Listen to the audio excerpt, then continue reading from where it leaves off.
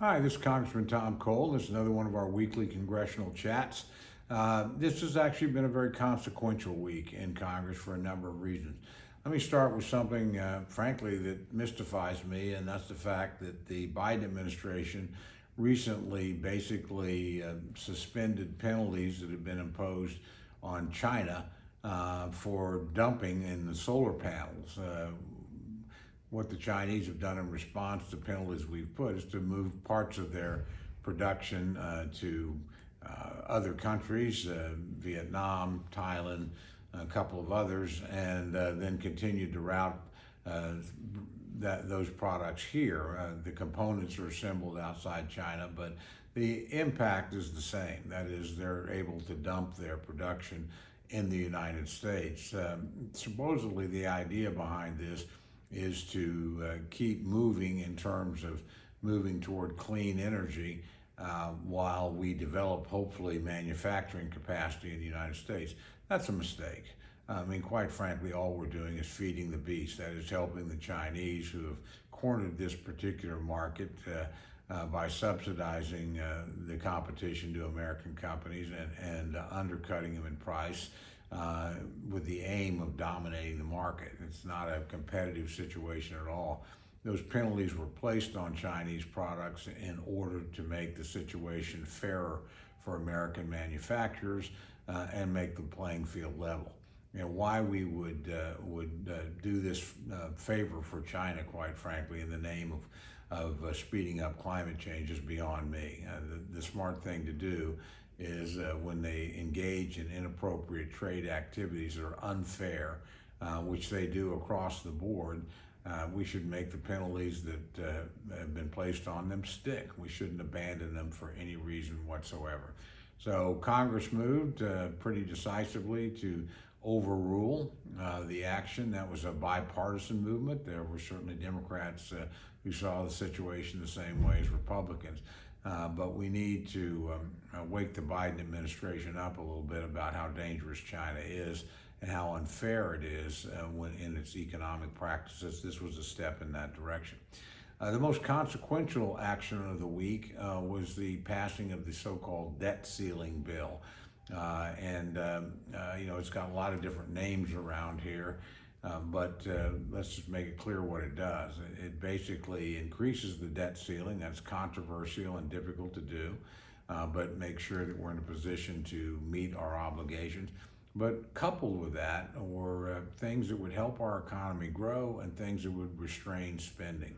Some of the things that would help our economy grow were H.R. 1, an energy production bill that we passed a while ago. This would speed up everything from permitting and opening lands for exploration and production. It's a really, really solid piece of energy legislation, and it'd be important.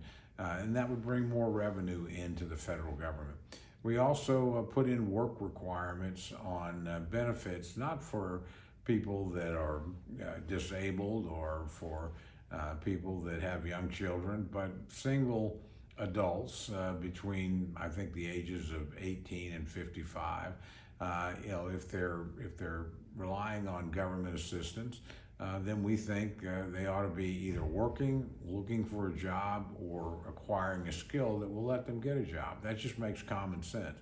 And the things that we're imposing are the same restrictions that we used back in the welfare reform days that were bipartisan, actually restrictions that then Senator Biden voted for and that Bill Clinton signed into law and that worked to dramatically lower welfare rules in the 1990s.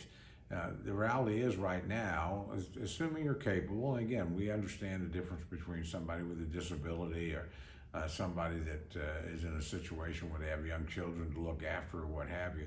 But it's not that hard to get a job these days. I mean, employers are crying out across the spectrum for all kinds of workers. So we would hope we should encourage that. And that, again, would contribute to the income of the country. Because if you're working, you're going to pay some taxes. You're going to pay some Social Security taxes, pay some Medicare taxes, help sustain those systems that are under a lot of strain. So we think that's good. And we also said we were going to cut spending. We're going to roll spending levels back to, my gosh, what we were spending 4 or 5 months ago. That is the so-called 2022 levels. This is pretty early in 2023, so it's not a big pushback. Although to hear the Democrats talk about it, it's like draconian cuts, and we're starving orphans or what have you. The reality is, we are spending at an extraordinary rate, and we're bankrupting the country. So we've said, hey, if we're going to raise the debt ceiling, in other words, increase our credit card max, we need to start changing our spending habits. And here's some suggestions what we're going to do. Now, we passed that bill on essentially a party line vote. We're going to move to a period over the course of the summer, we don't know exactly when the debt ceiling does need to be raised. And we've said we will raise it. In this bill, we did raise it. But here's the reforms we want to enact as well. The way Congress works, it's now up to the Senate to do its proposal. And so far, there hasn't been any movement in the United States Senate.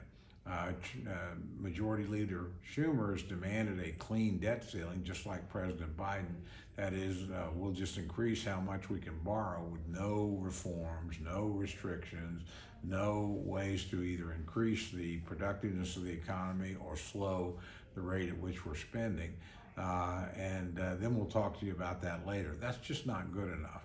And frankly, the Senate can't pass a clean debt ceiling bill. They don't have the votes to do it, even though the Democrats run the United States Senate. So this puts the ball back in the court of the Senate and of the Biden administration. But the idea that they can sit there and say, you have to give us essentially unlimited borrowing authority before we even talk about spending restrictions with you or reforms that would make the economy more productive is a non-starter. Again, we've done our job. The House of Representatives has now increased the debt ceiling as well as passed a reform package with it. It's up to the United States Senate to either accept it or reject it and pass something different and come to conference, and it's up to the president to come to a negotiation. He offered to speak with Speaker McCarthy almost 90 days ago. They had one meeting, they haven't met since, and that's not because we haven't asked the president to sit down and negotiate, it's because he's chosen not to. That's extraordinarily irresponsible. Frankly, I would say President Biden and the Majority Leader Schumer, the Democratic majority in the Senate, are playing brinksmanship. They're the ones who are risking the full faith and credit of the United States, not the Republicans, who have actually extended the debt ceiling in a very generous way. We had a lot of our members who never voted for a debt ceiling increase actually step up and do it, as long as they were assured there would be spending reforms and reforms that would help the economy. So we'll see what happens in the coming weeks. This is going to become increasingly critical as the United States comes increasingly close to reaching its debt ceiling. But sooner or later, the president and the Democrats are going to have to sit down and work out a deal with the Republicans. You're not going to see the Republicans unilaterally surrender and say, okay, we give in, we're going to do this. We'll be more than happy to sit down and have a negotiation, come to a bipartisan deal, and work with the Democrats. We've done our part. We've laid out our position. We've extended the debt ceiling. Now we're waiting for the Democrats in the Senate to extend the debt ceiling and do their part, come to the table, sit down and talk with us, and we're expecting the President of the United States to do what he did over and over again as a United States Senator and as Vice President, and that's sit down and talk and negotiate on the debt ceiling issues. He's done it throughout his career. The idea that he doesn't have to do it now is fanciful, far-fetched, and just preposterous. So again, big week, big win for the Republicans to get this far. It's now up to the Democrats to sit down and bargain in good faith. I urge them to do so. Look forward to seeing what happens in the days and weeks ahead. I'm sure we'll revisit this issue, so expect to hear about it again. So with that, good luck, God bless. Look forward to visiting with you later.